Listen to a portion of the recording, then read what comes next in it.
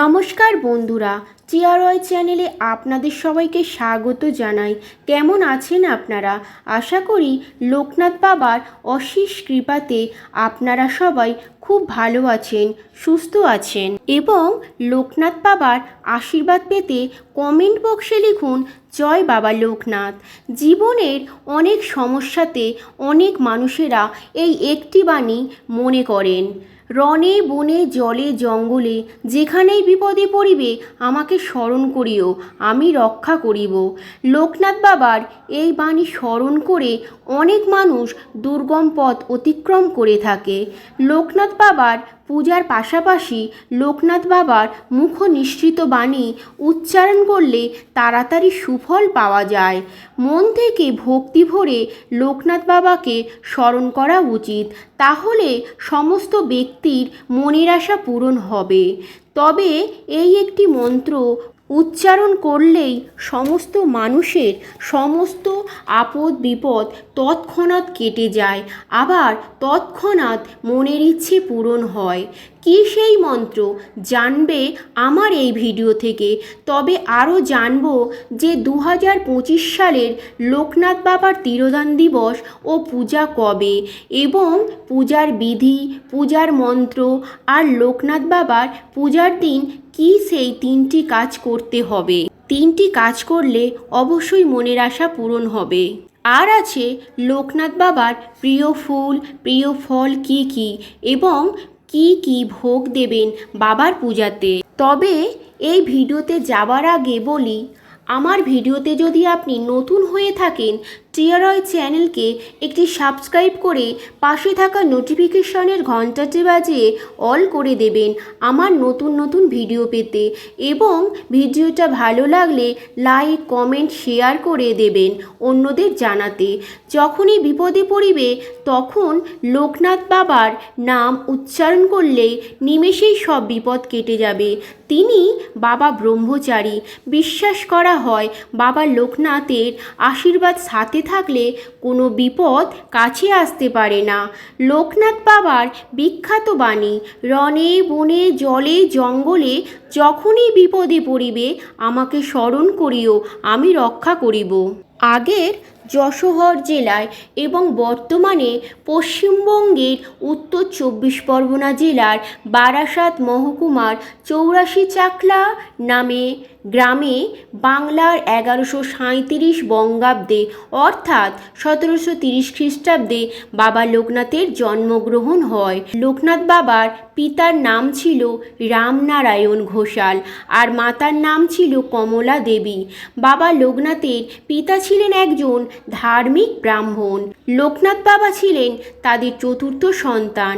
বাবা লোকনাথকে 11 বছর বয়সে উপনয়ন করান এবং ভগবান গাঙ্গুলির হাতে লোকনাথ বাবাকে সমর্পণ করেন। তার বাল্যকালে লোকনাথের সঙ্গী হয় বেণীমাধব। ভগবান গাঙ্গুলির দুই শিষ্য বেণীমাধব ও লোকনাথ, তাই ওদের দুজনকে নিয়ে পথযাত্রা শুরু করেন। অনেক গ্রাম শহর অতিক্রম করে তারা কালীঘাটে যান। কালীঘাটে গিয়ে তারা সাধনা শুরু করেন। তারপরেই লোকনাথ বাবা ব্রহ্মজ্ঞান লাভ করেন। তারপরেই তারা দেশ বিদেশ ভ্রমণ করতে শুরু করেন। মক্কা, পাকিস্তান ইত্যাদি ইত্যাদি স্থান অতিক্রম করেছিলেন। তারপর এক সময় গুরুর বয়স যখন 100 পেরিয়ে যায়, তখন শিষ্যদের বয়স প্রায় 45 পেরিয়ে যায়। তখন গুরুদেব ভগবান গাঙ্গুলি শিষ্যদের ত্রৈলঙ্গ স্বামীর হাতে ভার তুলে দিয়ে পরলোক গমন করেন। তারপর বেণীমাধবকে সঙ্গে নিয়ে লোকনাথ বাবা আফগানিস্তানে যান এবং বেদ ও ইসলাম সম্পর্কে অনেক তথ্য জ্ঞান লাভ করেন। তারা দুজনে ফারাক্কা, মদিনা, আরব, পারস্য, ইতালি, তুরস্ক, চীন, সুইজারল্যান্ড, ফ্রান্স অনেক দেশে ভ্রমণ করে। অনেক দেশ ভ্রমণ করে ভারতে আবার ফিরে আসেন। লোকনাথ বাবা বারোদিতে এবং বেণীমাধব কামাখ্যায় ভ্রমণে আসেন। লোকনাথ বাবা বারোদিতে আসার পরেই অলৌকিক গুণ ও মহিমার কথা চারিদিকে ছড়িয়ে পড়ে যায়। সেই সময় থেকে তিনি বারোদি আশ্রমে থেকে যান এবং এখানে ব্রহ্মচারী নামে পরিচিত হন। বারোদির জমিদার লোকনাথের উপর মনোমুগ্ধ হয়ে মন্দির নির্মাণের জন্য জমি দান করেন। লোকনাথ বাবার আশ্রমের নাম শুনে বহুদূর থেকে ভক্তরা বারোদিতে এসে ভিড় জমাতে শুরু করেন। সেই সময় ওখানকার জমিদার বাবা লোকনাথের একটি ছবি তোলেন এবং সেই ছবি আজও পূজিত হয়। এমনি সব অলৌকিক ঘটনা ঘটতে ঘটতে লোকনাথ বাবা 1297 সালের 19শে জ্যৈষ্ঠ রবিবার 3রা জুন 1890 খ্রিস্টাব্দে বাবা লোকনাথের মহাপ্রয়াণ ঘটে। তবে বাবা লোকনাথ নিজেই তার মহাপ্রয়াণের কথা সবাইকে জানিয়েছিলেন। এই কথা শুনে অসংখ্য ভক্তরা ছুটে আসে এই বারোদি আশ্রমে সকলের জন্য ভোগ নিয়ে আসে। ভোগ প্রসাদে পরিণত হবার পর মহাপ্রসাদ গ্রহণ করেন সবাই এবং তারপর বাবা লোকনাথ ধ্যানে বসেন। অধীর আগ্রহে অশ্রু চোখে ভক্তরা অপেক্ষা করে কখন বাবার ধ্যান ভাঙবে। দীর্ঘ প্রতীক্ষার পরেও বাবার যখন ধ্যান ভাঙে না, তখন সবাই দেখে তার দেহ স্পর্শ করা হলে সেই দেহ মাটিতে পড়ে যায়। এইভাবেই 160 বছর বয়সে লোকনাথ ব্রহ্মচারীর দেহ ত্যাগ করেছেন। তবে তার বহু মুখনিসৃত বাণী আজও অমর হয়ে আছে। 2025 সালে কবে লোকনাথ বাবা তিরোধান দিবস, লোকনাথ বাবা তিরোধান অনুষ্ঠিত হবে আজ জানাবো। 2025 সালে কবে লোকনাথ বাবার তিরোধান দিবস পালন করা হবে। 2025 সালে লোকনাথ বাবার তিরোধান অনুষ্ঠিত হবে 2025 সালের 3রা জুন, বাংলার 19 জ্যৈষ্ঠ 1432 মঙ্গলবার।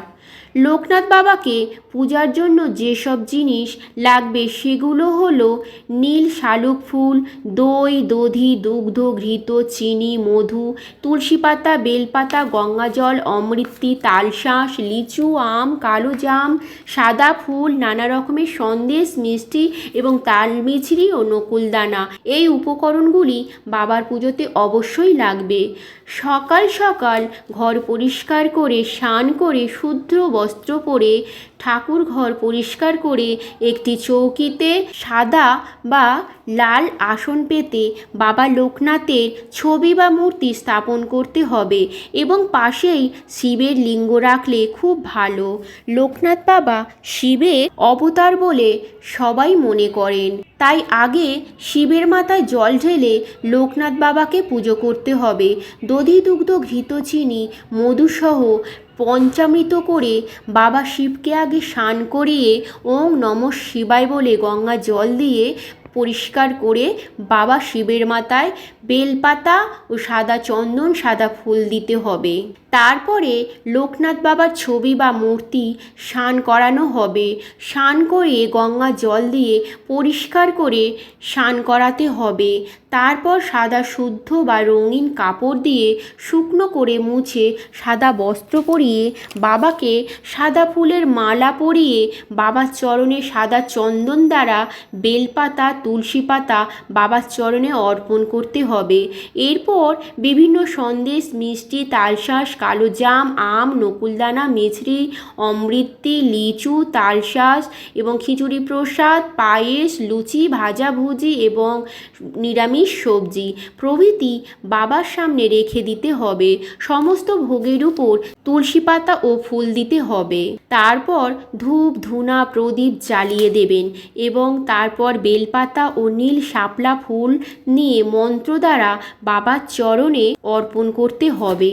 মন্ত্রটি হল ওম যোগীন্দ্রায় নমস্তুভ্য, ত্যাগীশ্বরায় বৈ নমো, ভূমানন্দ স্বরূপ লোকনাথে নমো নমো।